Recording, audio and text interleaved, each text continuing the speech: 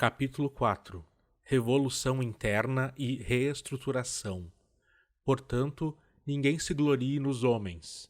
1 aos Coríntios, capítulo 3, versículo 21, Almeida revisada e atualizada. A informação apresentada pelo livro Ajuda ao Entendimento da Bíblia sobre os anciãos desencadeou, sem dúvida, o processo. Até então, as congregações haviam estado sob a supervisão de uma única pessoa, o superintendente de congregação. Sua substituição por um corpo de anciãos levantou necessariamente dúvidas sobre a organização de filiais, em que um único homem era o superintendente para todo o país, assim como um bispo ou arcebispo tinha sob sua supervisão uma vasta legião composta de muitas congregações. E o comando central tinha seu presidente, a quem me referi pessoalmente, abre parênteses, ao discursar num seminário para superintendentes de filiais, fecha parênteses, como o superintendente e presidente de todas as congregações da terra. A nota diz: o presidente Nor estava sentado no palco e não demonstrou qualquer discordância desta descrição. Fim da nota. Obviamente, a aparente anomalia, o contraste entre a situação nas congregações e a da sede internacional foi o que levou ao discurso do rabo abanando o cão e aos artigos de A Sentinela, já que estes procuravam atenuar a diferença existente entre a situação nas congregações e a no comando central. É quase certo que, ao mesmo tempo, estes artigos pretendiam emitir um sinal aos membros votantes da sociedade para que não tentassem expressar-se através de voto a fim de efetuar alguma mudança na estrutura da sede ou manifestar-se com relação ao quadro de membros do corpo governante e à sua administração.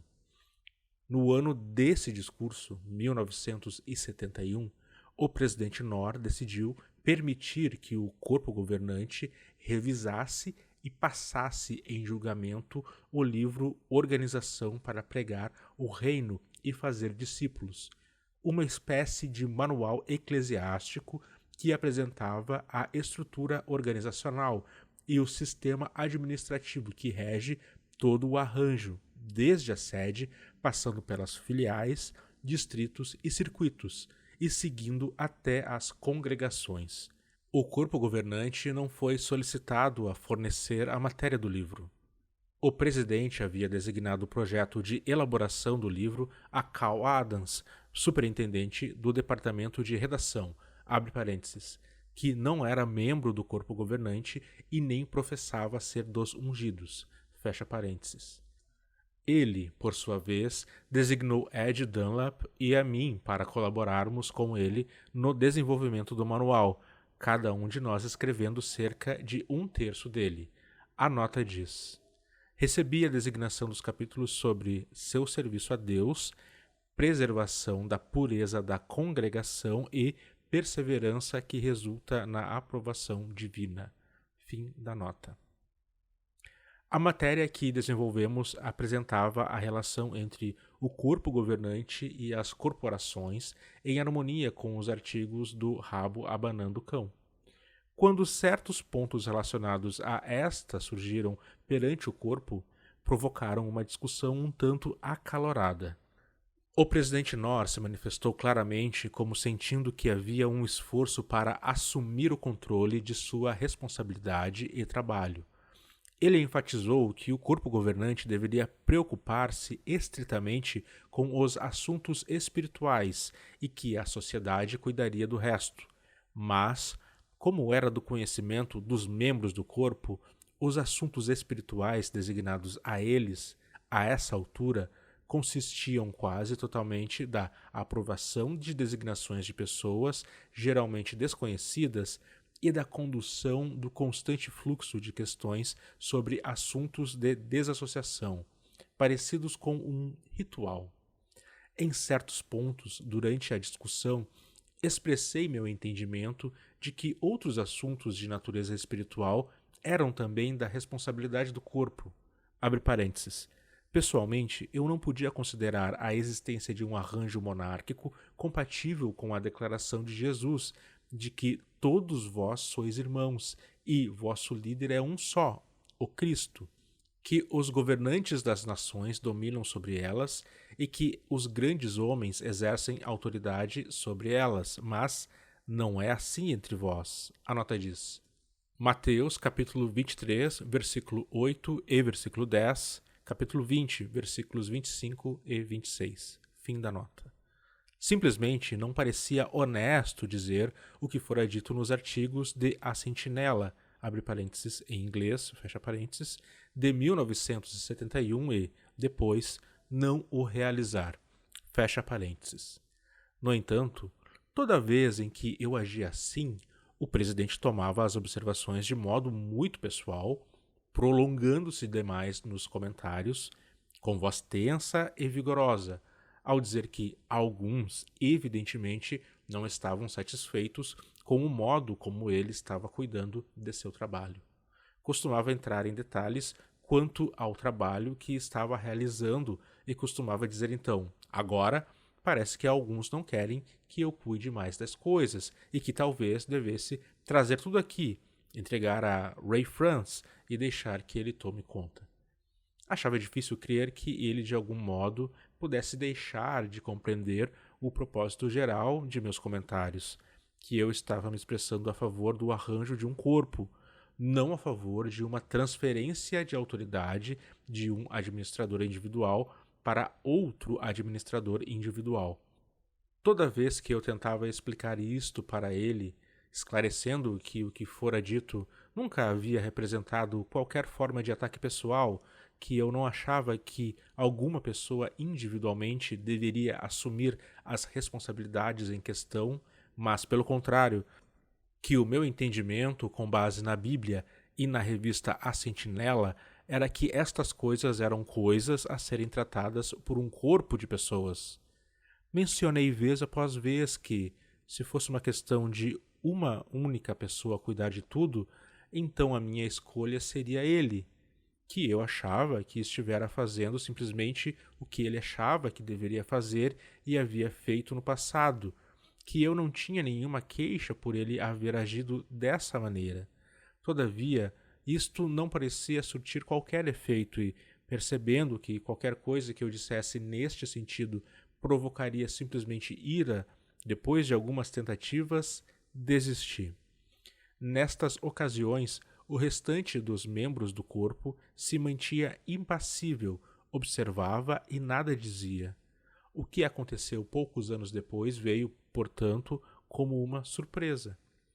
Em 1975, dois anciãos de Betel, abre parênteses, um deles um membro mais antigo do departamento de serviço e o outro superintendente assistente do lar de Betel, fecha parênteses, escreveram cartas ao corpo governante, expressando preocupação com certas condições prevalecentes entre o pessoal da sede, especificamente com referência a uma atmosfera de medo criada pelos que exerciam a supervisão e um crescente sentimento de desencorajamento e resultante descontentamento.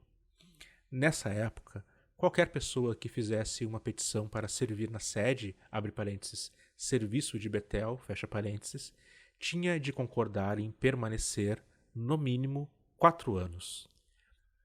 A maioria dos peticionários eram homens jovens, de 19 e 20 anos de idade. 4 anos era o equivalente a 1/5 da vida que tinham vivido até então. Durante as refeições, muitas vezes eu perguntava à pessoa próxima de mim: há quanto tempo está aqui? Com 10 anos então passados na sede, nunca ouvia nenhum destes jovens responderem usando números redondos, tipo cerca de 1 ano ou cerca de 2 anos. Invariavelmente, a resposta era 1 ano e 7 meses, 2 anos e 5 meses, 3 anos e 1 mês e assim por diante, sempre fornecendo o ano ou os anos e o número exato de meses. Não pude deixar de lembrar que os homens que cumprem pena na prisão adotam muitas vezes prática similar de contagem regressiva do tempo. Geralmente, era difícil fazer estes jovens se expressarem sobre seu serviço na sede. Conforme vinha a saber através de amigos que trabalhavam mais intimamente com eles, não estavam dispostos a falar muita coisa abertamente, visto temerem que qualquer coisa que o dissessem que não fosse positiva os levassem a ser classificados como o que era popularmente chamado de MA, alguém com má atitude.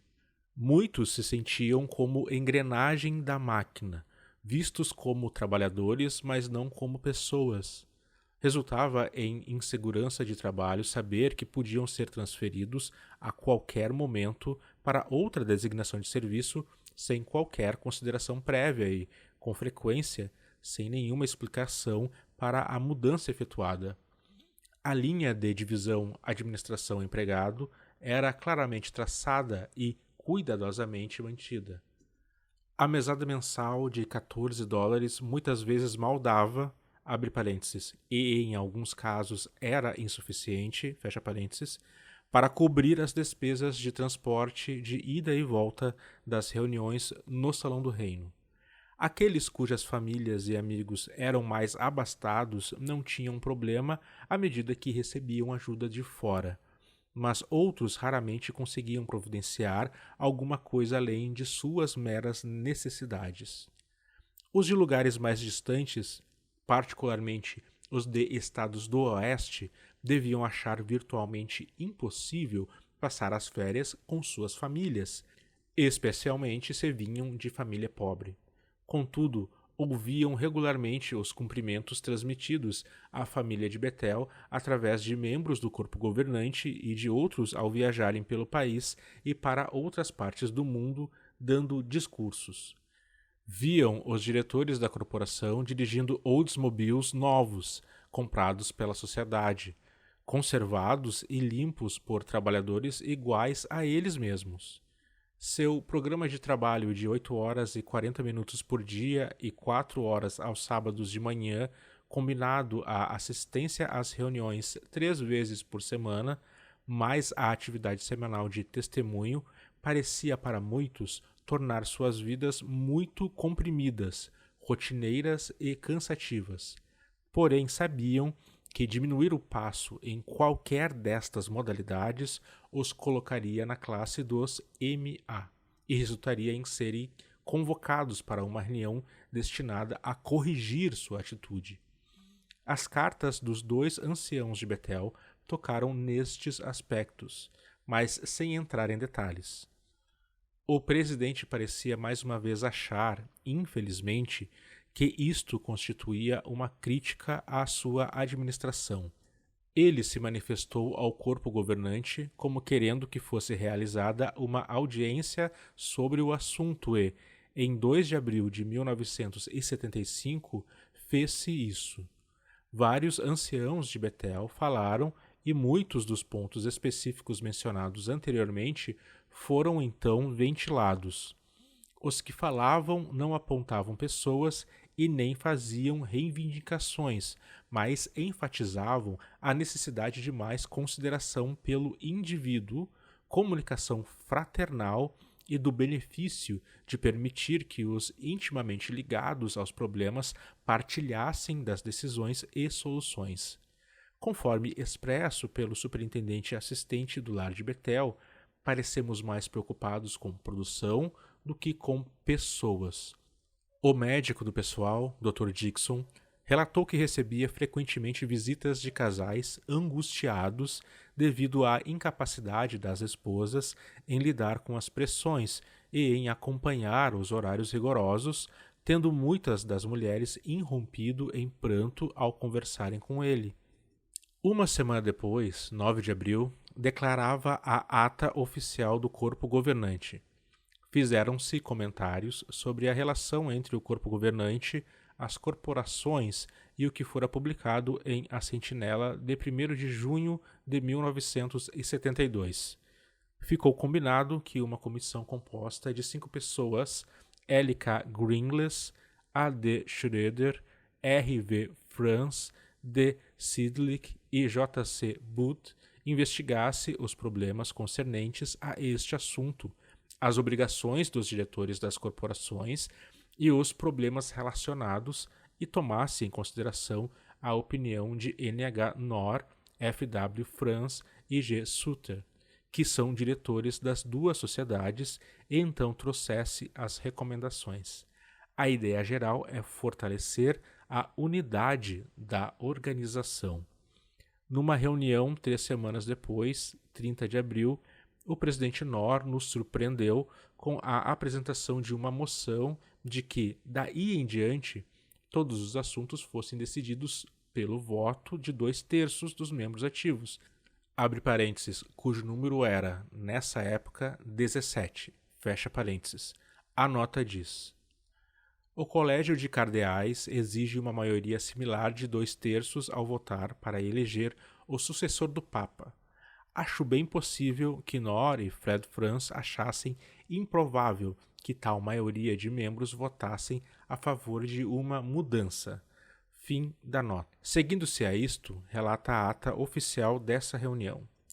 L. K. Greenlees começou então com seu relatório da Comissão dos 5 sobre o pedido do irmão Nor para informá-lo sobre o que ele deveria fazer. A nota diz: foi aprovado por voto na primeira reunião da Comissão dos 5 com base em minha moção, que Léo Greenlees servisse como presidente. Fim da nota.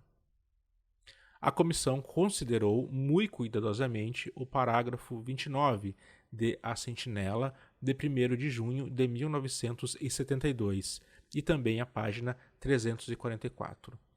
A comissão acha que, atualmente, o corpo governante deveria estar dirigindo as corporações e não o inverso. As corporações deveriam reconhecer que o corpo governante, de 17 membros, tem a responsabilidade de administrar a obra nas congregações, através do mundo. Tem havido uma demora em colocar-se em prática estes arranjos em Betel, quando comparado com as congregações. Tem havido confusão. Não queremos uma organização ambígua. Seguiu-se aí uma longa discussão das questões relacionadas com o corpo governante, as corporações e o presidente, com comentários de todos os membros presentes. No final do dia, N.H. Nor propôs uma moção, seguida de um comentário de E.C. Shiri. L.K. Greenlees também apresentou uma moção. Ficou decidido que as 3 deveriam ser fotocopiadas e as cópias entregues a todos os membros e que se reunissem novamente no dia seguinte, às 8 horas da manhã. Haveria tempo para oração sobre o assunto, o que é sumamente importante. As referidas moções, fotocopiadas, abre parênteses, na versão em inglês deste livro, fecha parênteses, diziam o seguinte: N.H. Nor, eu proponho que o corpo governante assuma a responsabilidade de cuidar da obra regulamentada nos Estatutos da Corporação de Pensilvânia e assuma as responsabilidades dispostas nos Estatutos da Corporação de Pensilvânia e de todas as corporações através do mundo utilizadas pelas Testemunhas de Jeová. E.C. Shiri disse: assumir significa substituir a outra parte envolvida. Confio, da minha parte, que a responsabilidade fique como está. Preferivelmente, o certo seria dizer supervisionar a responsabilidade. L.K. Greenlees disse: proponho que o corpo governante se encarregue, em harmonia com as Escrituras, da plena responsabilidade e autoridade com vista à administração de supervisão da obra da Associação Mundial das Testemunhas de Jeová e de suas atividades. Que todos os membros e diretores de todas e quaisquer corporações utilizadas pelas Testemunhas de Jeová hajam em conformidade com e sob a direção deste corpo governante, que esta relação incrementada entre o corpo governante e as corporações entre em vigor tão logo possa razoavelmente ser levada a efeito, sem trauma ou prejuízo para a obra do reino. No dia seguinte, 1º de maio de 1975, houve novamente uma longa discussão. O vice-presidente, abre parênteses, que tinha escrito os referidos artigos de A Sentinela, fecha parênteses, objetou particularmente às propostas apresentadas e a qualquer mudança na estrutura existente, a qualquer redução na autoridade do presidente, abre parênteses. Isto me fez recordar e se harmonizava com as observações que ele fizera no passado, em 1971, de que acreditava que Jesus Cristo continuaria a dirigir a organização através de uma única pessoa até o tempo em que viesse a nova ordem. Fecha parênteses. Ele não fez nenhum comentário sobre a evidente contradição entre a apresentação feita nos artigos de A Sentinela, abre parênteses, e suas declarações audaciosas sobre o corpo governante, usar as corporações como meros instrumentos, fecha parênteses, e as 3 moções apresentadas, cada uma das quais mostrava que seus autores, abre parênteses, inclusive o próprio presidente, fecha parênteses, reconheciam que, nessa época, o corpo governante não supervisionava as corporações. A discussão ia e voltava. Pareceu chegar o momento decisivo com as observações de Grant Sutter, de fala agitada e secretário-tesoureiro das principais corporações da sociedade.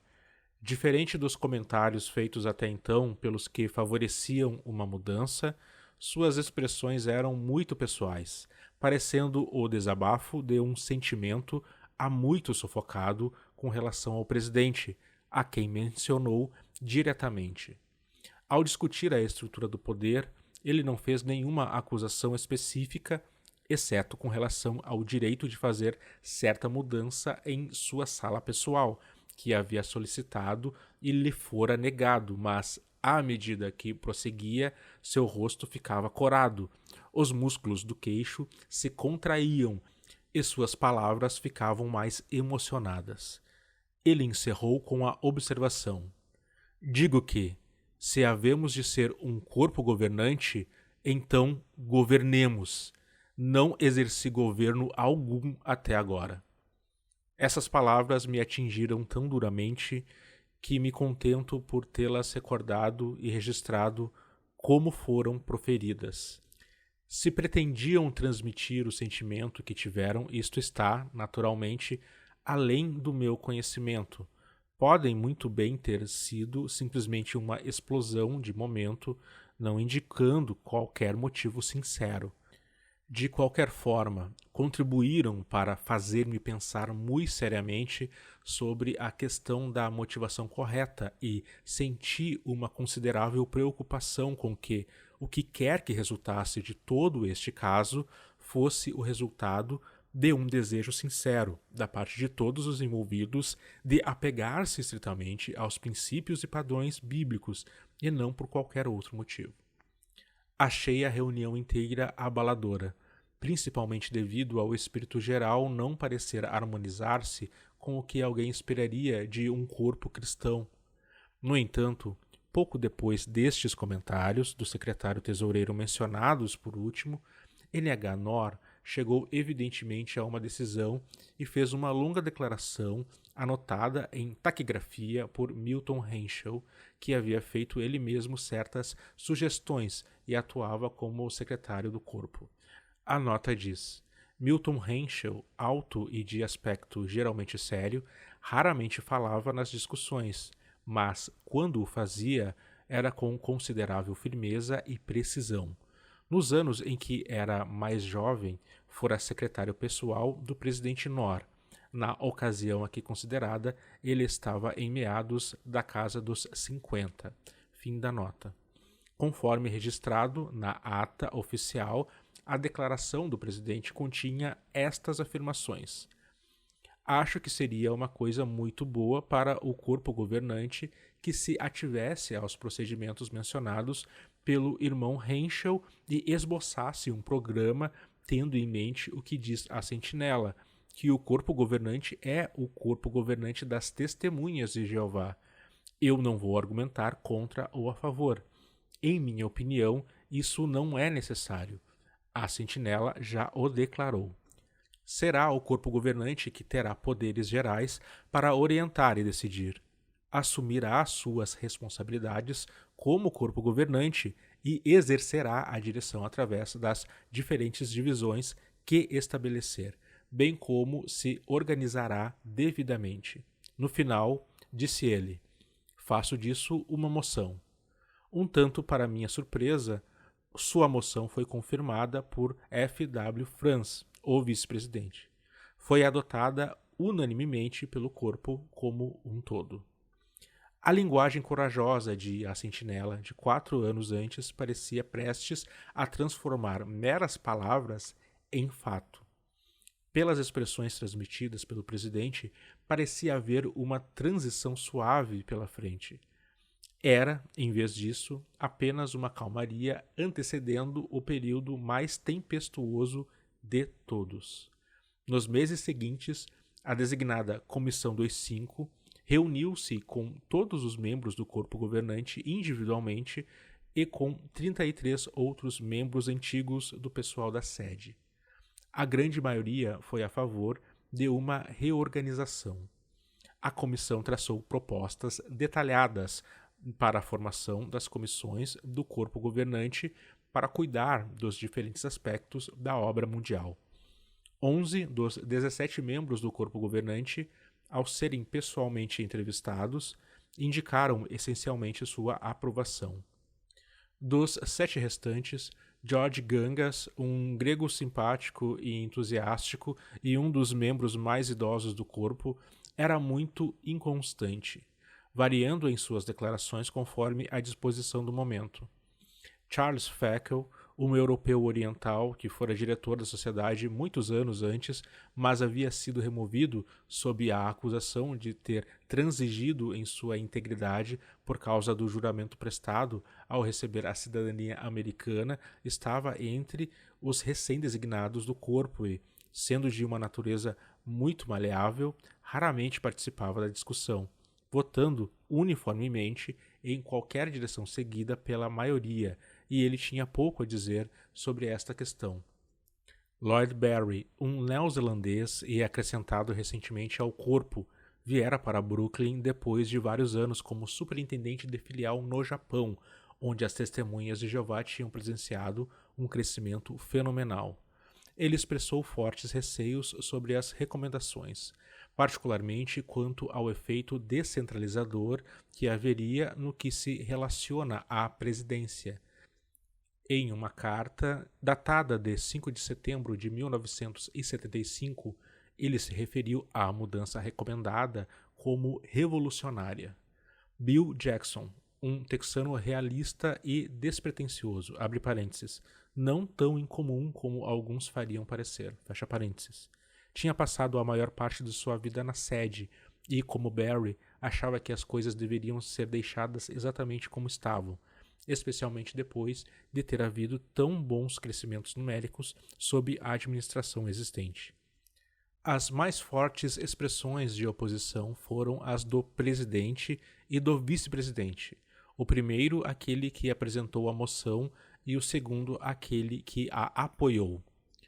Durante o período em que a designada Comissão dos 5 esteve entrevistando os membros antigos do pessoal para obter o ponto de vista deles, chegou a vez do presidente de presidir a cabeceira da mesa de Betel por uma semana.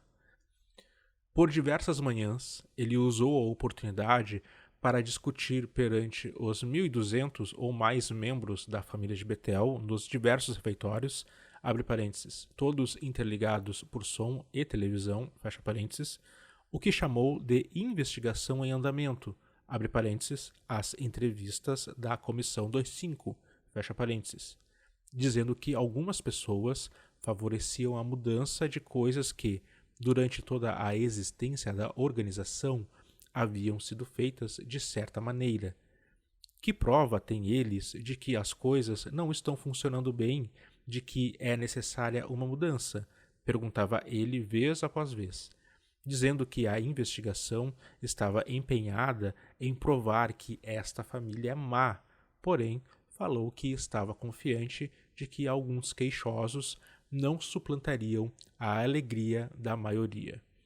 Exortou a todos que tivessem fé na sociedade, apontando para suas muitas realizações. A certa altura, falou com intenso vigor e sentimento que as mudanças que alguns queriam fazer em relação à família de Betel, sua obra e organização, serão feitas sobre meu cadáver. A nota diz: as palavras, entre aspas, são as anotações feitas no momento em que foram proferidas. Foram naturalmente ouvidas por mais de 1.000 pessoas em cada ocorrência. Fim da nota. Deve ser dito com toda a justiça para Nathan Orr que ele, sem dúvida, acreditava que o arranjo então existente era o correto. Sabia que o vice-presidente, o mais respeitado erudito da organização e alguém em que confiava para cuidar dos assuntos bíblicos, pensava desse modo. Nor era basicamente uma pessoa afável, quase sempre cordial. Quando não estava no seu uniforme ou papel de presidente, eu apreciava genuinamente minha associação com ele. No entanto, sua posição, como acontece com muita frequência, não permitia geralmente que esse lado dele fosse visto e, abre parênteses, novamente, devido sem dúvida à sua opinião de que o papel que desempenhava estava de acordo com a vontade de Deus, fecha parênteses, tinha a tendência de reagir muito rápida e energicamente a qualquer transgressão contra sua autoridade presidencial. As pessoas aprendem a evitar isso. Por tudo isso, duvido seriamente que Nathan teria concordado com as severas medidas que mais adiante viriam do corpo coletivo que herdou sua autoridade presidencial. Posso compreender seus sentimentos e a reação, já que servi durante muitos anos como superintendente de filial em Porto Rico e na República Dominicana, onde se esperava que eu fosse, segundo o ponto de vista prevalecente da organização, homem da dianteira no país, representante pessoal do presidente. Meus esforços em seguir de acordo com este ponto de vista faziam-me constantemente ciente da posição e da necessidade de defender essa posição. Entretanto, descobri através da dura experiência que tentar viver à altura desse conceito organizacional não contribuía para relações agradáveis com outros e que isso tornava minha própria vida desagradável. As contradições geradas não eram algo com que me sentisse de algum modo naturalmente ajustado e, depois de pouco tempo, simplesmente desisti de tentar imitar o que vira na sede. Consequentemente, a minha vida se tornou muito mais agradável e percebi um efeito geral muito mais produtivo e proveitoso. As últimas palavras mencionadas do presidente provaram-se quase proféticas. Na ocasião em que foram ditas, ele já tinha desenvolvido, evidentemente, um tumor maligno em seu cérebro, apesar deste fato só ser revelado depois que a reorganização veio a ser definitivamente um fato consumado, dando-se sua conclusão oficialmente no dia 1º de janeiro de 1976 e a morte de Nor ocorrendo 1 ano e meio depois, em 8 de junho de 1977. A oposição bastante expressiva do presidente foi igualada e talvez até ultrapassada pela do vice-presidente. No programa de formatura da missionária Escola de Gileade, em 7 de setembro de 1975, assistido pelos membros da família de Betel e convidados, abre parênteses, principalmente parentes e amigos dos formandos, fecha parênteses, o vice-presidente deu um discurso, destaque costumeiro de todos os programas de formatura. Fred Franz usava um estilo inimitável, frequentemente dramático, abre parênteses, até melodramático, fecha parênteses, de falar. O que segue é extraído de uma reprodução exata do seu discurso, mas as palavras escritas não podem transmitir as inflexões, o espírito, o sabor, até o sarcasmo ocasional expressos no decorrer do próprio discurso. Suas palavras iniciais dão uma indicação clara quanto a onde seu discurso pretendia chegar. Tendo em mente que a comissão devidamente designada pelo corpo governante estava, naquele exato momento, trabalhando numa proposta de que o treinamento, a designação e a supervisão de missionários fossem dirigidos pelo corpo governante em vez de pelas corporações, podemos reparar em sua declaração inicial. Começou dizendo: esta turma está sendo enviada pela Sociedade Torre de Vigia de Bíblia e Tratados de Pensilvânia, em colaboração com a Sociedade Torre de Vigia de Bíblia e Tratados de Nova York Incorporada. Ora, levantando-se atualmente a questão: que direito tem a Sociedade Torre de Vigia de Bíblias e Tratados de enviar missionários ao campo? Quem autorizou a Sociedade Torre de Vigia de Bíblias e Tratados de Pensilvânia a enviar missionários por toda a terra? Pode-se levantar, então, tal questão desafiadora com relação a um caso anterior. E esse se baseia no fato de que a Sociedade Torre de Vigia de Bíblias e Tratados foi fundada por um homem que se tornou um evangelizador de renome mundial, um dos mais eminentes evangelizadores deste século XX e que alcançou especialmente fama mundial quando fez a sua viagem ao redor da Terra no ano de 1912. Esse homem foi Charles Taze Russell, de Allegheny, Pensilvânia. A atenção estava claramente concentrada sobre a corporação. Não se mencionou o corpo governante. Naturalmente, ninguém tinha levantado a questão desafiadora que ele estava levantando nesta ocasião. A questão real com relação ao corpo governante era se a palestra dada por ele 4 anos antes sobre a relação entre o corpo e a corporação deveria ser levada a sério. Todavia, ele prosseguiu dizendo, em sua maneira característica: então, tenho me perguntado acerca deste caso. Talvez vocês também o tenham. Exatamente, como se tornou Russell um evangelizador? Quem fez dele um evangelizador? As várias instituições religiosas da cristandade estavam em funcionamento. Por exemplo, havia a Igreja Anglicana com seu corpo regente e a Igreja Protestante Episcopal com seu corpo regente. Havia a Igreja Metodista com sua conferência. Havia também a Igreja Presbiteriana, a qual Russell tinha pertencido, com seu sínodo. Havia também a Igreja Congregacional, a qual Russell se filiou com sua congregação central. Mas não foi através de nenhuma destas organizações dirigentes que Russell tornou-se evangelizador ou missionário. Sem referir-se diretamente ou abertamente ao corpo governante, ele tratou de introduzi-lo indiretamente na discussão por referir-se a estes corpos regentes, sobre vários nomes. Abre parênteses. Poderia ter mencionado também os jesuítas, que têm uma administração que leva este nome, corpo governante. Fecha parênteses. Mas o que queria dizer era que nenhum corpo governante desse tipo teve algo a ver ou exercer qualquer autoridade com relação a este fundador da corporação Torre de Vigia. Russell era um independente, não sujeito a nenhum deles. O corpo governante tinha designado a Comissão dos 5, e essa comissão estava recomendando que se formassem comissões permanentes a fim de cuidar da administração da obra mundial. Em razão disso, estas palavras seguintes do discurso do vice-presidente adquiriram um significado adicional no momento em que, depois de falar dos 70 discípulos enviados por Jesus, disse à classe dos formandos: ora, não devemos imaginar que, por enviar os 70 evangelizadores, por enviá-los em pares, o Senhor Jesus Cristo não ia transformar cada par numa comissão de 2, de modo que, para os 70 evangelizadores, houvesse 35 comissões de 2.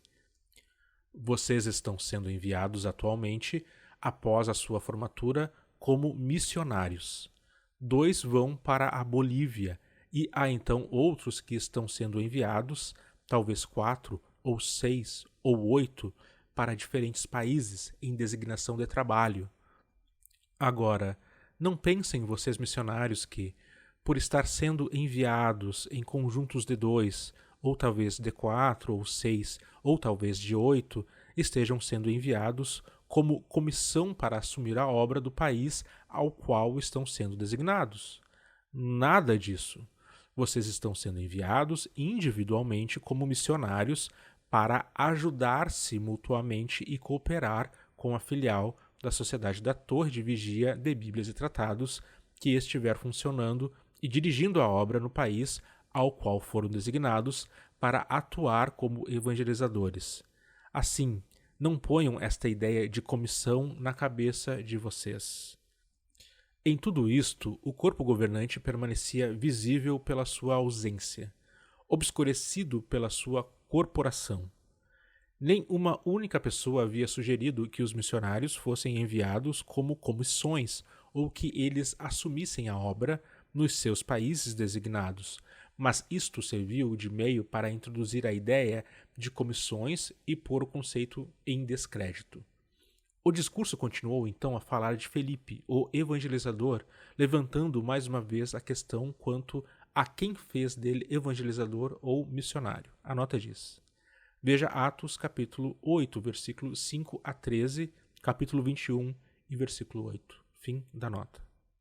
O vice-presidente referiu-se ao relato de Atos, capítulo 6, onde os apóstolos, como um corpo, acharam necessário designar 7 homens, inclusive Felipe, para cuidar da distribuição de alimentos, de modo a acabar com as reclamações que estavam sendo feitas sobre discriminação contra certas viúvas.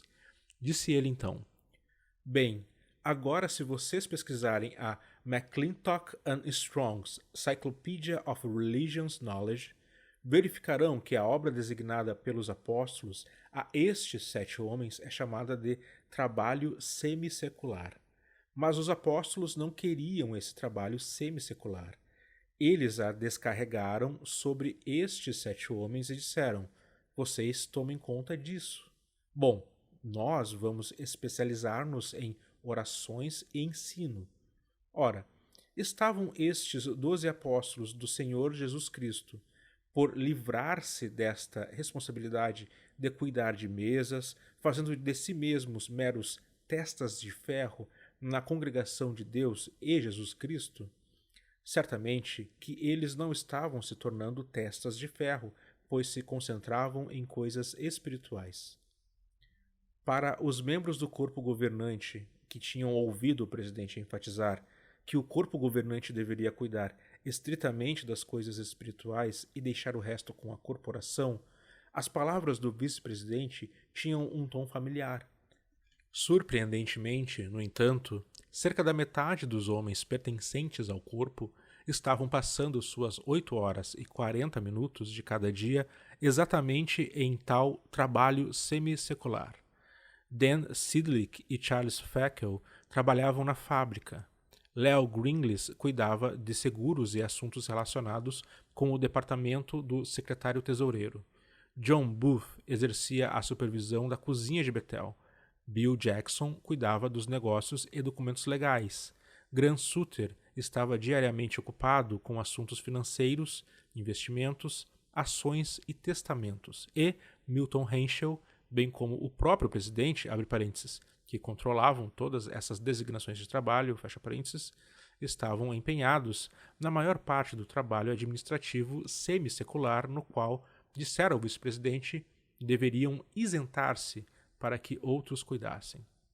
A história de Paulo, o convertido Saulo, foi então relatada, contando-se que, ao ir a Jerusalém após sua conversão, ele viu apenas 2 dos apóstolos, não o corpo na sua totalidade, e como veio eventualmente a Antioquia, na Síria. Ao relatar a chamada do Espírito Santo de Paulo e Barnabé para a atividade missionária, o vice-presidente enfatizou continuamente que tudo isto fora feito através da congregação de Antioquia, abre parênteses, portanto, não através de Jerusalém, onde se localizava o corpo apostólico, fecha parênteses.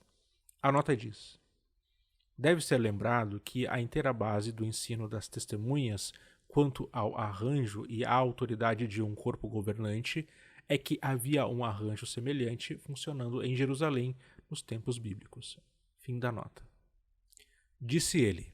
E então, de repente, enquanto ele, Paulo, estava servindo em Antioquia, na Síria, não em Israel, mas na Síria, porque o Espírito de Deus falou a essa congregação lá em Antioquia e disse: Agora, de todas as coisas, separai vós desta congregação, separai estes dois homens, a saber, Barnabé e Saulo, para a obra a qual eu os comissionei. E assim fez a congregação de Antioquia, e pousaram suas mãos sobre Paulo, ou Saulo, e Barnabé, e foram enviados. E foram enviados pela orientação do Espírito Santo através da congregação de Antioquia, e partiram na sua primeira designação missionária.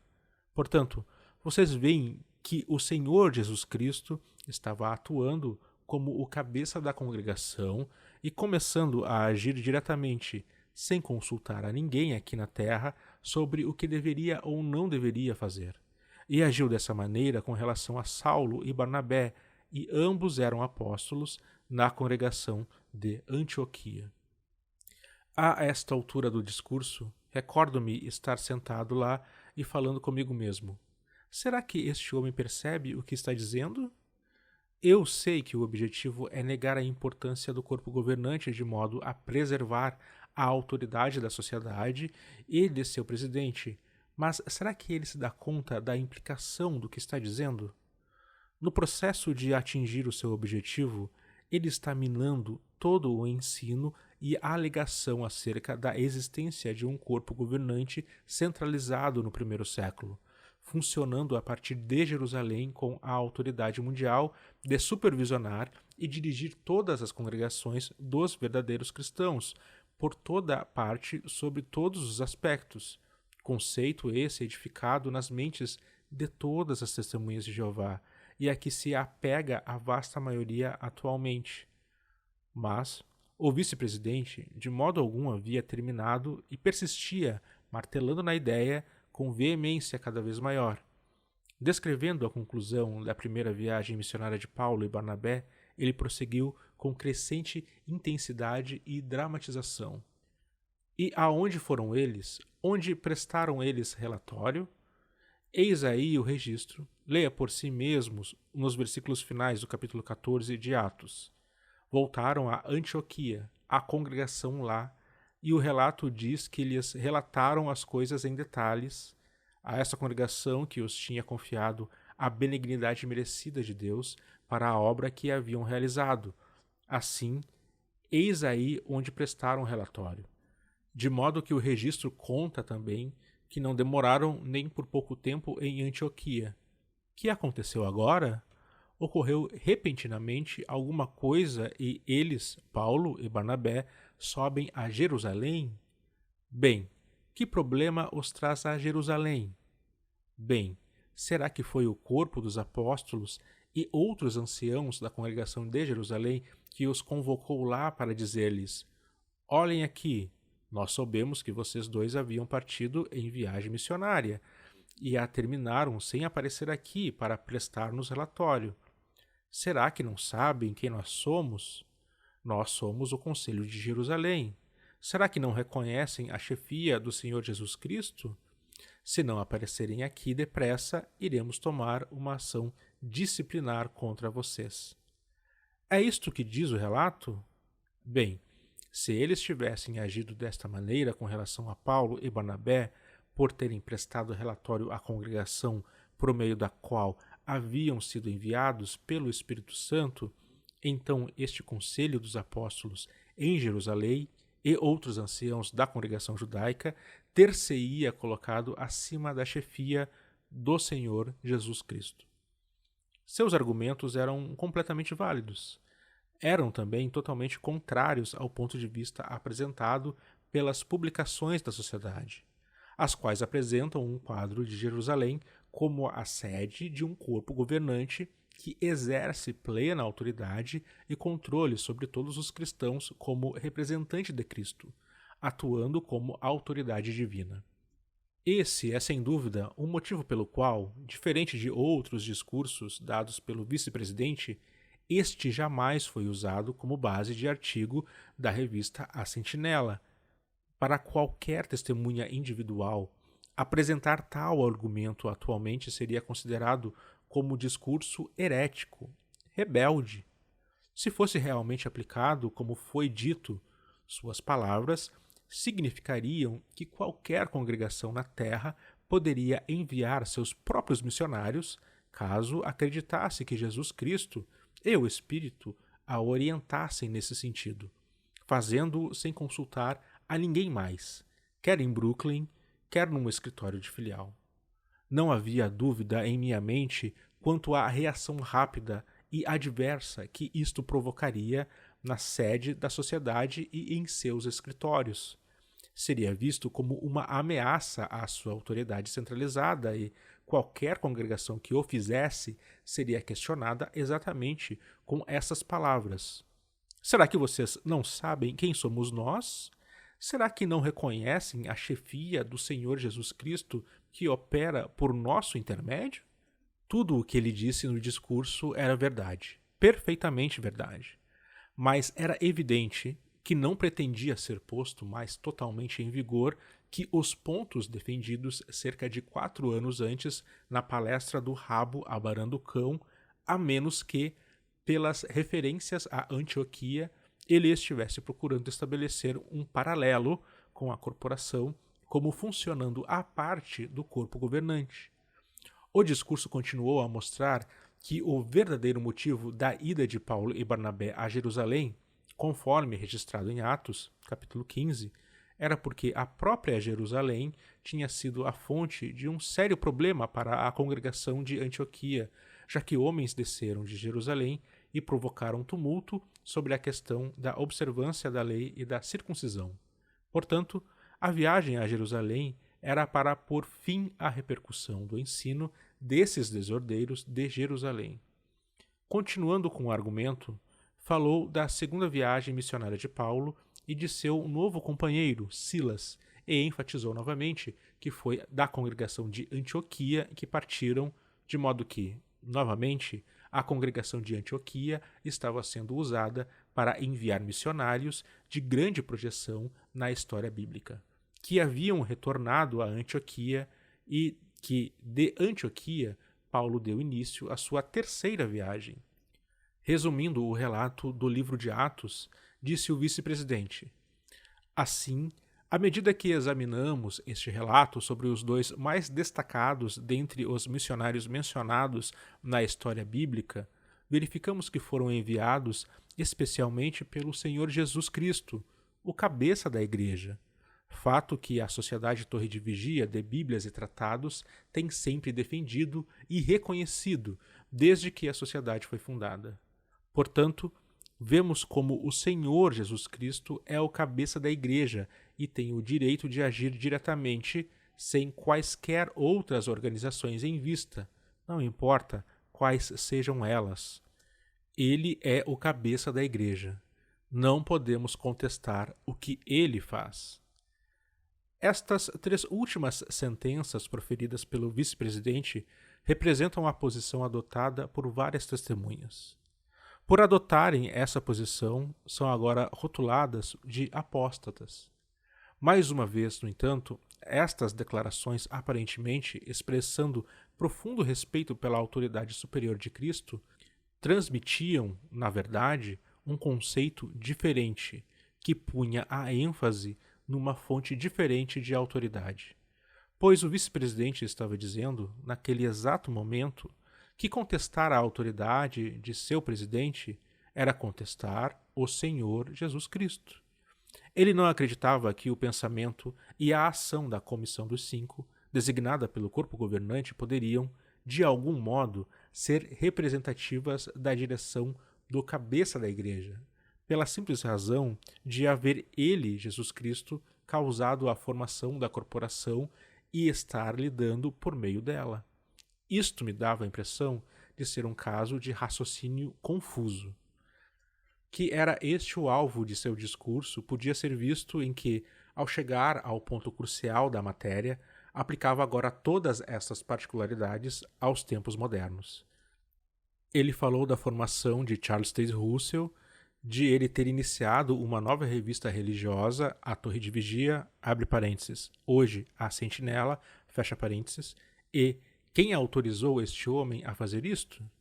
Prosseguiu então sobre a constituição da Sociedade Torre de Vigia de Sião de Bíblias e Tratados como pessoa jurídica por Russell e, neste ponto, acrescentou: eu observo em vocês, amigos, que quando ele fundou a Sociedade Torre de Vigia de Bíblias e Tratados, não estava fundando uma sociedade ou organização que nada faz. O Senhor Jesus Cristo e o Espírito de Deus tinham suscitado Russell, disse ele, e também apoiado a formação da corporação desta sociedade atuante e que faz. O vice-presidente descreveu, então, a origem da escola de Gileade, que essa tinha sido ideia do presidente da corporação que, quando informada, a diretoria tinha dado seu apoio e que o presidente deveria ter a supervisão da escola. Nathan Knorr estava sentado no palco enquanto o vice-presidente dava seu discurso, e Fred Franz gesticulava em sua direção no decorrer destas observações a seguir. Assim, vejam vocês, caros amigos, que as diretorias da Corporação de Nova York e da Pensilvânia, conforme constituídas lá no passado, tinham respeito pela posição do presidente e eles não tratavam o presidente como um testa de ferro imóvel e sisudo, presidindo sobre uma sociedade que nada faz. Desde o início do discurso, eu havia pensado ser este o objetivo visado, de modo que não veio como surpresa para mim, embora a linguagem usada me tenha surpreendido. A partir deste estágio da apresentação, o tom do discurso abrandou, e ele prosseguiu destacando esse dia específico, 7 de setembro de 1975, dizendo: e sabem o que isso significa? De acordo com este diário, um diário hebraico proveniente da terra de Israel, referindo-se agora a um pequeno folheto que segurava na mão, ora, este é o segundo dia do mês de Tisri, no ano lunar de 1976. Sabem o que isso significa? Que neste momento, neste dia da formatura de vocês, ora, este é o segundo dia do 7º milênio da existência do homem aqui na Terra. Não significa isso alguma coisa? Não é isso alguma coisa grandiosa?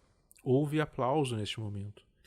Que o dia inicial do 7º milênio da existência da humanidade seja assinalado pelo funcionamento da Sociedade Torre de Vigia de Bíblias e Tratados em pleno cumprimento de seus estatutos, ao enviar a 59ª turma da Escola de Gileade para missionários? Jeová Deus certamente a tem abençoado e é, pelos seus frutos, que tem se tornado conhecida como um instrumento aprovado na mão de Jeová Deus, de maneira que não há nenhuma necessidade de contestar-se o direito e a autoridade desta sociedade de enviar missionários. Ainda, amigos, tomem nota disto, que da mesma maneira como Deus usou a congregação de Antioquia para enviar 2 dos mais importantes missionários do primeiro século, Paulo e Barnabé, Jeová Deus está usando hoje a Sociedade Torre de Vigia de Bíblias e Tratados de Pensilvânia, em colaboração com a Corporação de Nova York, para enviar mais missionários, e elas estão determinadas a prosseguir nesta mesma direção. Isto é algo muito, muito gratificante. A nota diz: seguindo-se ao discurso, o presidente Knorr falou visivelmente emocionado e com a voz quase embargada de emoção. Manifestou seu grande apreço pelo que fora dito e tenho certeza que ele estava sendo inteiramente sincero em suas declarações. Deu então um belo discurso sobre o uso de boa linguagem. Fim da nota. Não poderia haver dúvidas de que, na mente do vice-presidente, alguém tivesse atirado a luva em desafio à presidência. Por este discurso, as linhas de combate estavam cuidadosa e enfaticamente traçadas.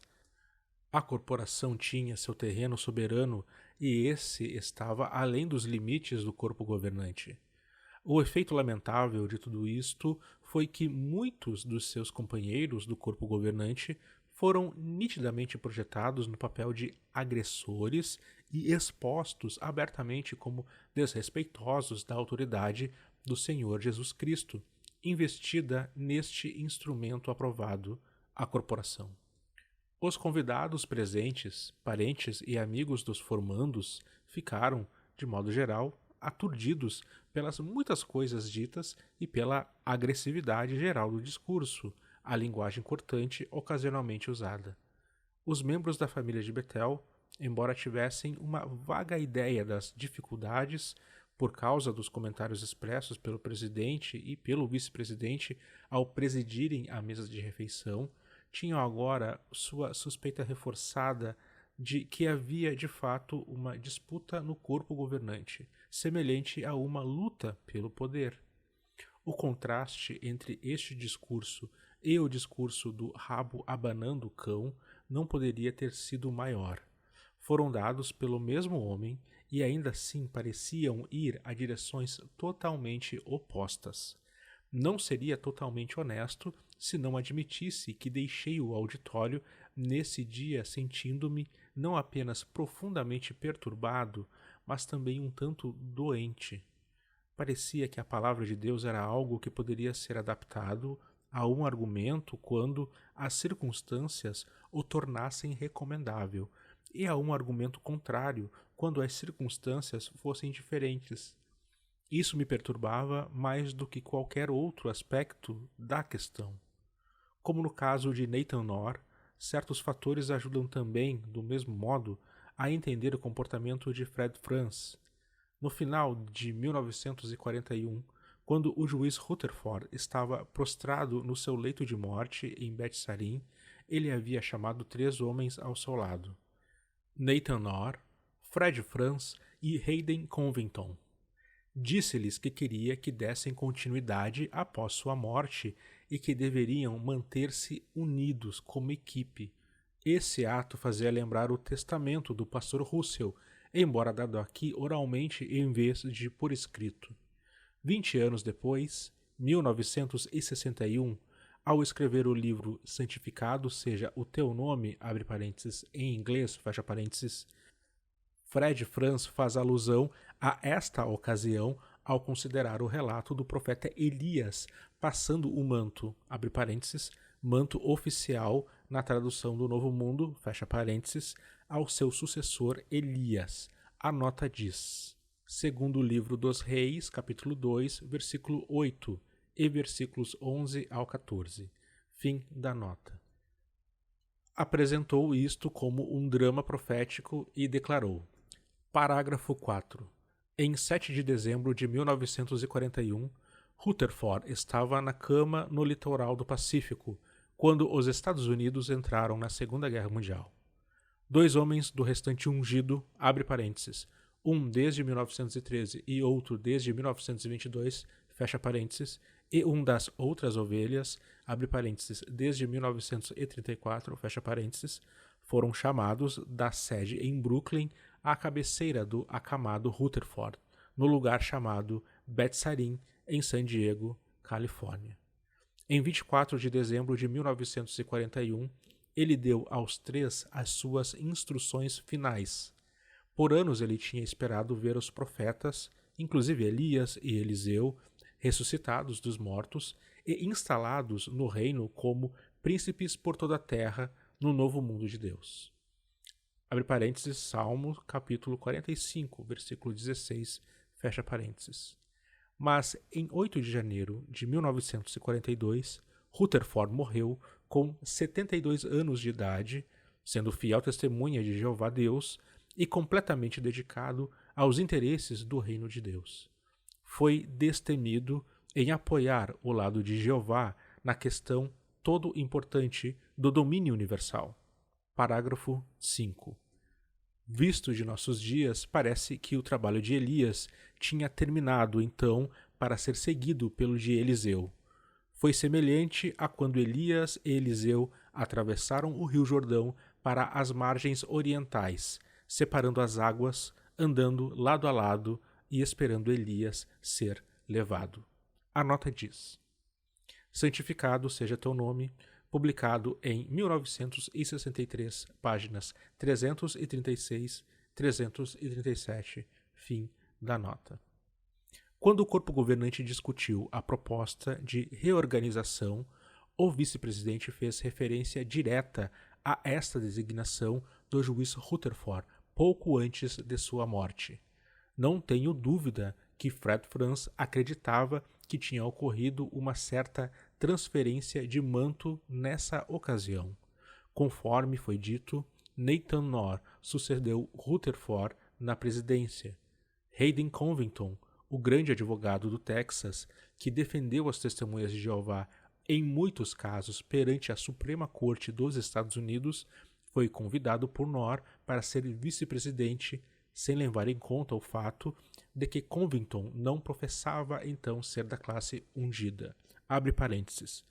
Isto mostra que nem o juiz Rutherford nem Nathan Knorr achavam inicialmente que ser dos ungidos fosse essencial para dirigir a obra mundial. Fecha parênteses.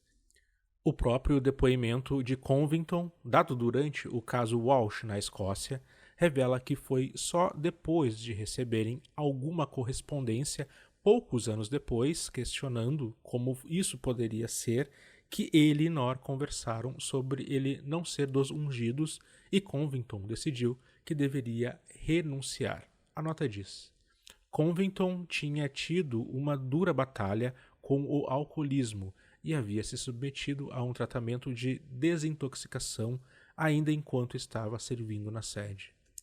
Submeteu-se a outro tratamento no Hospital Spears, em Dayton, Kentucky, depois de ser desassociado durante os anos 70, e venceu finalmente o problema. Foi readmitido e permaneceu associado até sua morte. Fim da nota. Fred Frantz foi eleito como vice-presidente em consequência da renúncia de Covington em 1944. Embora os três herdeiros da transferência de responsabilidade ocorrida à cabeceira da cama de Rutherford, abre parênteses, o que mostra inicialmente que não havia nenhum corpo governante em funcionamento, fecha parênteses, tivessem agora se tornado dois, ainda existia evidentemente um sentimento bem definido de que a atuação do papel em cumprimento da profecia estava em vigor. Em 1978, num grande congresso em Cincinnati, Ohio, quando Fred Frantz, agora presidente da sociedade, foi convidado a falar para uma assistência de mais de 30 mil pessoas sobre a sua experiência de vida como testemunha, preferiu passar a maior parte do tempo relatando seu relacionamento com o então falecido Nathan Knorr, enfatizando particularmente as palavras finais do juiz Rutherford a eles. Pode ser dito com toda a franqueza que o discurso assumiu o tom de um panegírico, à medida que Fred Frantz descrevia as qualidades de Knorr e salientava que tinha se apegado a Knorr até o fim, exatamente como o juiz havia exortado, e que ele se orgulhava de ter agido assim. Talvez ainda mais esclarecedora em relação à ideia de ser investido do manto seja uma declaração feita naquele mesmo ano durante uma reunião do que constitui agora a comissão de redação do corpo governante. Estavam presentes Lyman Swingle, Ewart Sheedy, Lloyd Barry, Fred Frantz e eu.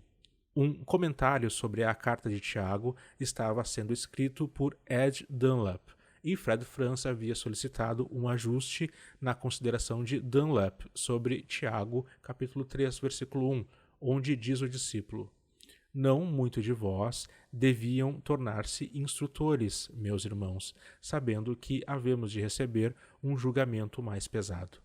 A matéria que Dunlap tinha elaborado dizia que esta era, evidentemente, uma advertência contra indivíduos desqualificados que procuravam servir como instrutores simplesmente por causa do desejo de destaque.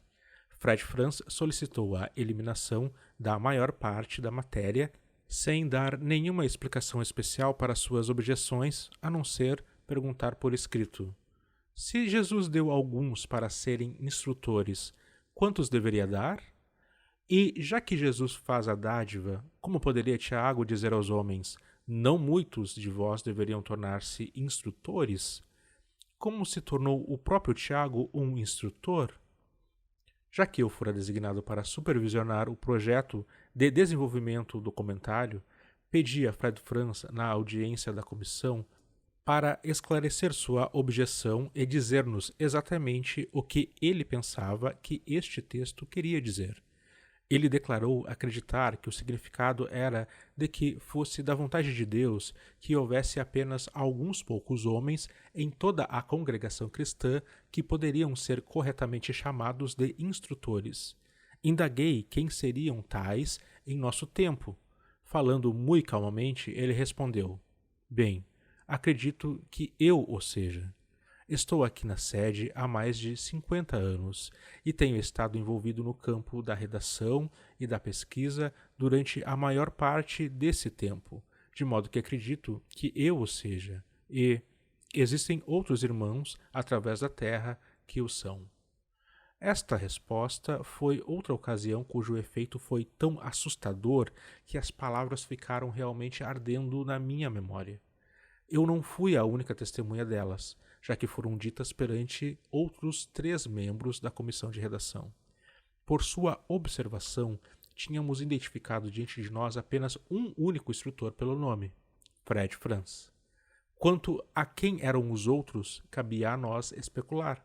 Conforme eu disse a Lyman Swingle mais de uma vez depois disso, lamentava não ter levado o assunto adiante e perguntado pelos nomes dos outros instrutores de nosso tempo, mas a resposta me deixou momentaneamente sem palavras. Na mesma matéria em que apresentou sua objeção à matéria de Dunlap, o presidente Franz tinha também sugerido que se acrescentassem os seguintes pontos no comentário disponível, abre parênteses, citando agora a página 2 do seu artigo, fecha parênteses. Não sabemos como o próprio Tiago se tornou um instrutor, exceto que seu meio-irmão, Jesus Cristo, apareceu a ele após sua ressurreição. Abre parênteses, primeira carta aos Coríntios, capítulo 15, versículo 7, e Atos, capítulo 1, versículo 14, fecha parênteses. Nem todo varão cristão, dedicado e batizado, que talvez queira tornar-se instrutor, o faz por motivo de egoísmo e ambição. Viu-se tal instrutor corretamente motivado no caso do redator e editor, de 27 anos de idade, da revista A Torre de Vigia de Sião e Arauto da Presença de Cristo, em julho de 1879, Pastor Russell. Isso fez lembrar seu discurso na formatura de Gilead de 1975, quando demonstrou sua convicção de que Cristo Jesus tinha suscitado pessoalmente o pastor Russell para desempenhar um papel especial. 3 anos depois, esta matéria indicava que ele acreditava que tal escolha pessoal e individual por Cristo estivesse se perpetuando em outros casos, fazendo com que apenas umas poucas pessoas escolhidas fossem suscitadas como instrutores especiais para a congregação. A nota diz: Karl Klein referiu-se a Fred Franz em várias ocasiões durante as reuniões do corpo governante como tendo sido o oráculo da organização por muitos anos. Embora o dissesse com um sorriso, seu uso repetido do termo insinuava algo mais que simples brincadeira. Fim da nota. Embora não fosse usada a matéria sugerida acima, incluindo Russell na descrição, a informação encontrada nas páginas 99 até o alto da 102 no comentário à carta de Tiago é uma substituição da matéria de Dunlap que escrevi de modo a satisfazer as objeções do presidente Franz. Era, em certo sentido, uma refutação de seu ponto de vista, já que as palavras de Jesus em Mateus capítulo 23, versículo 8, mas vós não sejais chamados rabi, pois um só é vosso instrutor, ao passo que todos vós sois irmãos, pareciam ser completamente contrárias à ideia de um número muito restrito de homens constituindo algum tipo de grupo de instrutores, especialmente selecionados, os poucos escolhidos. O texto reescrito que submeti foi aprovado em comissão e publicado. Há outra razão para ter havido uma contradição tão evidente entre certas declarações audaciosas e eloquentes feitas de modo impresso, abre parênteses, como nos artigos do Rabo Abanando o Cão, fecha parênteses, e a realidade comparativamente tímida e insignificante que de fato existia.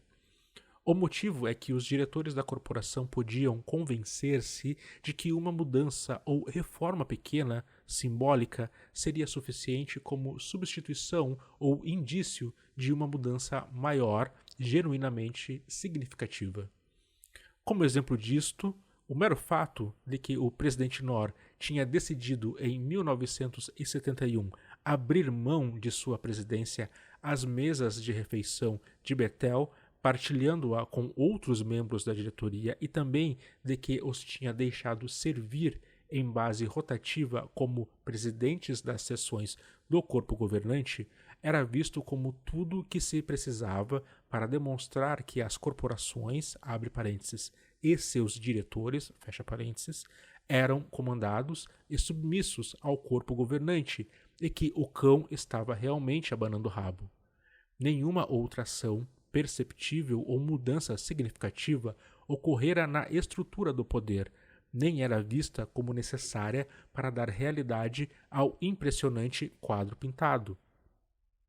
Que Fred Frantz podia ver as coisas desse modo parece evidente, tanto assim particularmente, já que tinha escrito mais de 20 anos antes, em 1944, o que é surpreendente, artigos para a Sentinela que continham todos os pontos básicos sobre anciãos e superintendentes que apareceram no livro Ajuda. A nota diz: A Sentinela, em inglês, de 15 de outubro de 1944. Fim da nota. Apesar disto, não aconteceu então qualquer tipo de mudança no arranjo congregacional, mas fora dito, fora publicado, e isto era visto como suficiente. Nesses artigos, 1944 foi apresentado como um ano marcado na profecia bíblica, e isto principalmente por causa da aprovação de uma emenda pela qual os direitos a voto na corporação não seriam mais baseados numa contribuição de $10, como anteriormente. Em vez disso, um número máximo de 500 pessoas selecionadas pela diretoria da corporação seriam as únicas com direito a votar. Qualquer pessoa que tenha assistido a uma reunião anual da Sociedade Torre de Vigia, em que ocorrem eleições de diretores, sabe que é extremamente rotineira e que a votação é uma mera formalidade. A maioria dos membros votantes não sabe virtualmente nada dos trabalhos internos da organização e nem tem influência, voz ativa ou controle quanto às metas e programas da organização. Como de costume, a efetiva parte oficial não leva mais do que 1 hora, então se encerra até que se passe mais um ano. Ainda assim, a adoção desta emenda com relação aos membros votantes foi apresentada nos artigos de A Sentinela, de 15 de junho de 1972, abre parênteses, escritos por Fred Frantz, fecha parênteses, como sendo uma ocasião de tal importância e magnitude que se tornou o centro da explicação da profecia de Daniel, capítulo 8, versículo 14, considerando os 2.300 dias proféticos relacionados à condução do santuário à sua condição apropriada. Duvido que uma testemunha entre 1000, se lhe fosse mostrado esse versículo atualmente, ou relacionaria de alguma maneira com 1944 e com a emenda da corporação feita então. Não obstante, essa é a explicação oficial dessa profecia até o dia de hoje. Era mais um exemplo da habilidade de pegar um evento de repercussão relativamente pequena e revesti-lo, então, de valor simbólico como sendo de grande importância. Em 15 de agosto de 1975, a Comissão dos Cinco apresentou finalmente suas conclusões e recomendações.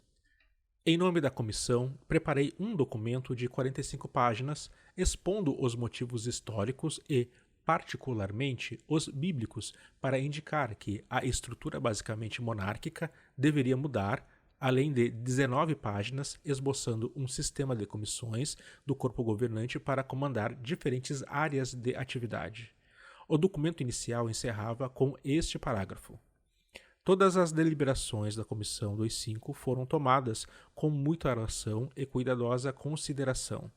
Esperamos sinceramente que o Espírito de Deus nos tenha orientado nos resultados e rogamos que esses sejam de alguma ajuda para o corpo chegar a uma decisão. Espera-se que os ajustes recomendados, caso aprovados, venham a contribuir para um relacionamento ainda mais agradável e pacífico entre os membros do corpo governante, ajudando-os a eliminar a tensão que tem às vezes surgido em nossas reuniões. Abre parênteses, Salmo 133, verso 1. Tiago, capítulo 3, versículo 17 e 18, fecha parênteses. Espera-se também que os ajustes recomendados, caso aceitos, venham realçar e tornar ainda mais destacada a chefia de Cristo Jesus e o espírito de genuína fraternidade encontrada entre seus discípulos. Marcos, capítulo 9, versículo 50. Essas palavras expressaram meus sinceros sentimentos e anseios.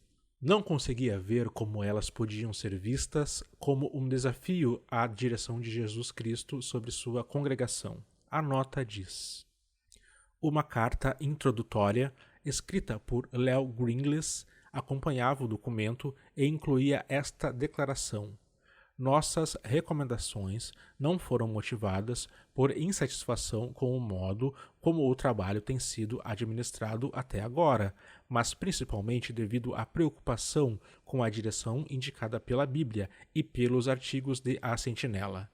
Cremos que, uma vez feita a aplicação dos princípios bíblicos ao assunto, então se torne evidente a direção que devemos tomar. Fim da nota. A matéria foi submetida ao corpo governante na sessão de 10 de setembro de 1975. Ficou evidente que a maioria, por uma grande diferença, era a favor da mudança fundamental recomendada. Entretanto, foi designada uma segunda comissão 25 para fazer os ajustes finais. A nota diz: esta segunda comissão era composta por Milton Henschel, Ewart Shiri, Lyman Swingle, Lloyd Barry e Ted Jarax. Fim da nota. O corpo não escolheu o presidente ou vice-presidente para servir nesta comissão, já que a oposição deles estava visivelmente estabelecida. Os comentários do presidente a esta altura expressavam principalmente dúvida quanto à natureza prática da mudança. O vice-presidente, no entanto, foi franco em dizer que via a proposta como um ataque à presidência. Quando a própria moção do presidente foi lida em voz alta para ele, replicou dizendo que o irmão Nor tinha feito essa declaração sobre coação. Lyman Swingle se expressou como achando que todos os membros do corpo tinham respeito pelo presidente e não o viam como um testa de ferro, sisudo e imóvel de uma sociedade que nada faz, usando aqui a linguagem do vice-presidente na cerimônia da formatura. Ele enfatizou que o presidente podia usar sua energia, força motivadora e iniciativa dentro do arranjo proposto. Mais adiante, na discussão, o vice-presidente insistiu que o documento da Comissão dos Cinco havia feito exatamente o que ele dissera que estava sendo feito. Declarou que, na reunião anual seguinte, o seu voto seria para que os poderes da sociedade continuassem e falou que seu discurso na formatura de Gileade se devia a um sentimento de obrigação de deixar os irmãos cientes disto, de modo que eles não pensassem que se tinha praticado uma fraude para com eles. Depois que a segunda comissão completou suas recomendações e as apresentou em 3 de dezembro de 1975, a questão chegou a uma votação final. A nota diz: quanto à única mudança importante feita pela segunda comissão nas recomendações da primeira comissão foi que, em adição à presidência rotativa de cada comissão proposta do corpo governante, deveria haver um coordenador permanente da comissão. Fim da nota. O presidente pediu que levantassem as mãos. Todos, com exceção de 2, ergueram suas mãos em favor da moção de cumprir com as recomendações. Os 2 que não ergueram suas mãos foram o presidente e o vice-presidente. No dia seguinte, o corpo se reuniu novamente. O vice-presidente disse que não havia participado da discussão no dia anterior, já que ele não queria ter nada a ver com isso. E participar significaria estar a favor e ele não podia conscienciosamente agir dessa maneira. Referiu-se repetidamente a Nathan Knorr como o superintendente da sociedade, o superintendente do povo do Senhor na terra, e disse que Jesus Cristo não estava aqui na terra e, por este motivo, estava utilizando representantes para realizar sua vontade. Dan Sidlick, homem de descendência eslava, atarracado e de voz profunda, disse que teria ficado contente se visse o irmão Knorr ou o irmão Franz voltar-se para as escrituras ou até mesmo para as publicações da Torre de Vigia a fim de apoiar sua posição, mas não tinha sido assim. Leo Greenlees observou que, se todas as congregações se submetiam alegremente à direção do corpo governante, por que as corporações não faziam o mesmo? O presidente limitou suas observações basicamente a dizer que achava que a corporação iria atuar paralela ao corpo governante, porém notara que, ao invés disso, o arranjo proposto subordinaria a corporação, o que provavelmente é o correto, acrescentou. O vice-presidente disse que também achava que as duas organizações deviam funcionar paralelamente, abre parênteses, talvez como Antioquia e Jerusalém, fecha parênteses, e concluiu: isto que o corpo governante quer fazer agora nunca antes havia me passado pela cabeça. Era óbvio que o presidente e o vice-presidente estavam mantendo sua mesma posição. Lloyd Barry, em sua voz tensa e agitada pela emoção, apelava-lhes agora para que tornassem o assunto unânime, já que era evidente que seria aprovado de qualquer modo. Foi feita outra votação e, desta vez, o presidente Knorr levantou a mão e o vice-presidente fez o mesmo. 4 anos depois, em 1979, numa reunião do corpo governante, Fred Franz, então presidente, declarou que dera seu voto em favor da mudança nessa ocasião sob coação. Eu concordaria com ele. Quando Nathan Knorr cedeu, Fred Franz sentiu-se obrigado a juntar-se a ele. Continuou dizendo que não estivera, na ocasião, a favor da mudança e que, naquele momento em diante, tinha ficado apenas observando para ver qual seria o resultado. O gráfico que segue, preparado pela segunda comissão dos 5, mostra o arranjo que entrou em vigor em 1º de janeiro de 1976. O gráfico é um organograma que mostra o corpo governante das Testemunhas de Jeová acima das comissões, os membros de cada comissão, assim como a Sociedade Torre de Vigia de Bíblias e Tratados de Pensilvânia abaixo das comissões. E abaixo da Sociedade Torre de Vigia de Bíblias e Tratados de Pensilvânia, a Torre de Vigia de Nova York, a Associação Internacional dos Estudantes da Bíblia da Inglaterra, além de outros responsáveis legais. John Booth, membro da primeira comissão dos 5 e, na fase inicial de sua vida, fazendeiro no norte de Nova York, homem de boas maneiras que pensava profundamente, mas que tinha normalmente dificuldade em expressar bem esses pensamentos, pareceu ter feito a melhor descrição do que estava passando a ser o caso da corporação. Numa das primeiras reuniões da Comissão dos 5, ele dissera: uma sociedade, abre parênteses, corporação, fecha parênteses, é simplesmente um instrumento legal. É como uma caneta apostada sobre a escrivaninha. Quando preciso usar a caneta, eu a apanho. Quando termino, eu simplesmente a ponho lá até que queira usá-la novamente. Essa se tornou, então, a situação da Sociedade Torre de Vigia de Bíblias e Tratados de Pensilvânia e de suas corporações subsidiárias. Isso significava, inevitavelmente, que a autoridade da presidência estava aniquilada e virtualmente extinta, tendo agora esse cargo uma função quase puramente legal. Quando Netanyahu morreu, o corpo governante considerou o assunto de seu sucessor. Os candidatos mais prováveis eram o vice-presidente Franz e Milton Henschel, que tinham trabalhado intimamente com Knorr na administração. Henschel propôs que Fred Franz se tornasse presidente, e isto foi unanimemente aceito. Quando veio a substituição para o lugar de Knorr como coordenador da comissão editora, Henschel parecia, logicamente, o sucessor, mas Fred Franz, agora presidente, falou a favor de Lloyd Barry. As relações entre Knorr e Henschel tinham passado por dificuldades em anos recentes, e, numa entrevista com a primeira comissão dos 5, Knorr tinha insinuado que achava que Barry poderia assumir seu trabalho, abre parênteses, sua obra presidencial, fecha parênteses, caso necessário. Fred Franz, evidentemente, viu isto levando um tanto em conta as instruções do juiz Rutherford no seu leito de morte e achava que alguma transferência do manto estivesse em andamento, mas o corpo elegeu Henschel para o cargo. Um artigo da revista Time, ao descrever a eleição de Fred Franz como o novo presidente, declarou: embora poucas pessoas conheçam seu nome, ele alcançou uma autoridade mais que papal sobre mais de 2,2 milhões de almas ao redor do mundo. A nota diz: Time, 11 de julho de 1977, página 64. Fim da nota.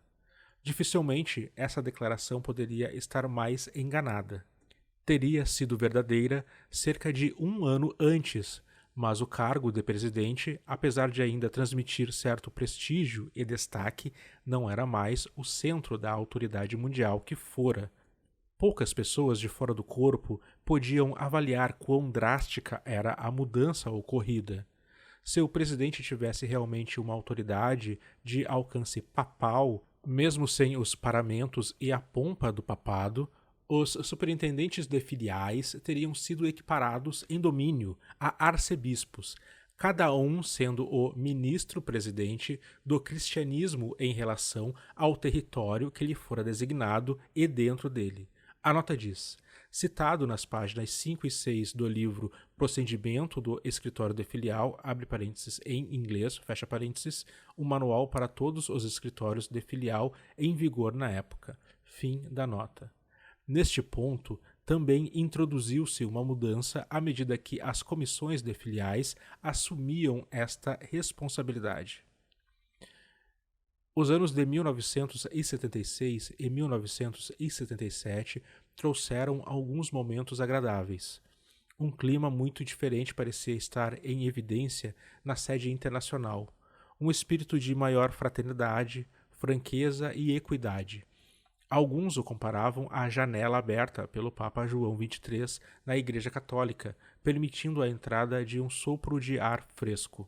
As novas comissões do corpo governante puseram em vigor várias mudanças para melhorar as condições das famílias de Bethel, tanto em Brooklyn como nas mais de 90 filiais. Deu-se maior consideração às necessidades financeiras dos chamados membros das fileiras, as necessidades especiais das mulheres e as dos que eram mais idosos. Durante 1976, realizou-se uma série de reuniões com homens respeitados e estimados de várias categorias. Foram trazidos primeiro representantes de filiais ao redor do mundo, em seguida representantes viajantes pelos Estados Unidos. Finalmente, foram convidados a Brooklyn anciãos de congregação representando diferentes setores do país. A nota diz: Peter Gregerson, de Gadsden, Alabama, foi um destes convidados. Foi eu ter tido uma refeição com Peter alguns anos mais tarde o que me levou a ser desassociado. Fim da nota. Em todos os casos, havia uma liberdade de discussão e expressão que a maioria achava revigorante, diferente de qualquer outra experimentada no passado. Em nível congregacional, duvido que se tenha sentido muito disto. já que muitas sugestões feitas por estes homens não foram aplicadas em qualquer grau importante. Mesmo assim, muitas testemunhas expressavam agradecimento de que, durante pelo menos um período, a matéria publicada dava maior ênfase à autoridade das Escrituras e à chefia de Jesus Cristo e menos à autoridade de uma organização humana. Sentiam, de modo geral, que se estava tendo uma abordagem mais moderada, equilibrada e compassiva. Como o expressou uma antiga testemunha, eu costumava sentir que eu tinha de fazer as coisas. Agora estou começando a sentir que eu quero fazê-las. As sessões do corpo governante evidenciavam, até certo ponto, esta mudança de atmosfera. A passagem do tão divulgado ano de 1975, sem que chegasse o muito esperado jubileu milenar, teve sem dúvida um efeito de certo modo humilhante à medida que se diminuía perceptivelmente o dogmatismo.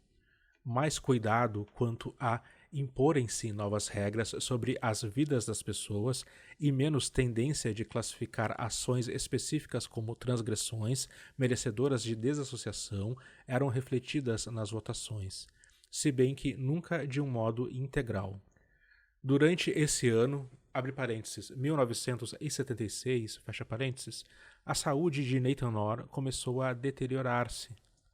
Apesar disso, enquanto ele conseguia estar presente, participava das discussões e, embora não claramente satisfeito com as mudanças efetuadas, mostrava uma atitude geralmente cooperativa e prestimosa. Suas expressões, às vezes, ajudavam a superar pontos de vista exagerados. Embora elas raramente baseassem o argumento nas escrituras, refletiam sua abordagem prática das coisas. Durante a maior parte deste período, o vice-presidente Franz preferia sentar-se e escutar, participando apenas ocasionalmente das discussões, e o que ele tinha a dizer vinha quase invariavelmente próximo do final da discussão, logo antes de acontecer a votação. A essa altura, o consenso geral do julgamento era razoavelmente claro, abre parênteses, baseado nos comentários individuais apresentados, fecha parênteses, e suas observações eram frequentemente contrárias à tendência da maioria. Talvez nada ilustre com mais vigor a maneira de pensar do corpo durante este período como o fato de que a votação, ainda que algumas vezes demonstrasse uma inclinação influenciada pelas declarações de última hora do vice-presidente, a miúde eram contrárias às expressões dele. No geral, ele não dava, entretanto, nenhuma indicação de seu pensamento durante este período até que fosse solicitado o costumeiro levantamento das mãos e, segundo o registro da ata oficial, houve numerosas vezes em que se lia a votação 16, ou qualquer que fosse o número, a favor, uma abstenção, sendo essa do vice-presidente. Isso se dava, geralmente, com questões que envolviam mudanças de política no tocante aos chamados assuntos de desassociação. As questões de área secular ou semissecular, abre parênteses, tais como compras de propriedade, procedimentos burocráticos, fecha parênteses, ou designações de membros de comissões de filiais, eram geralmente unânimes. Quando foi votado o novo arranjo, achei difícil que pudesse acontecer tamanha mudança na estrutura de autoridade, particularmente em vista da intensa oposição recebida por parte dos homens mais proeminentes da organização, bem como de alguns de seus associados íntimos de fora do corpo. Minha forte esperança era que o efeito nivelador e estabilizador da mudança permitisse uma maior moderação, uma diminuição do dogmatismo, uma maior preocupação com o indivíduo e com suas circunstâncias e problemas pessoais, e talvez um dia a eliminação da abordagem autoritária que produziu tantos regulamentos e assumiu um controle tão grande da vida particular das pessoas. Como já foi observado, veio alguma coisa disso. Veio por pouco tempo. Daí, no intervalo de aproximadamente 2 anos, como uma brisa que resfria no outono, assinalando a aproximação de um frio mais intenso, a evidência de uma oscilação muito clara em direção aos modos anteriores começou a emergir vez após vez. Fim do capítulo 4.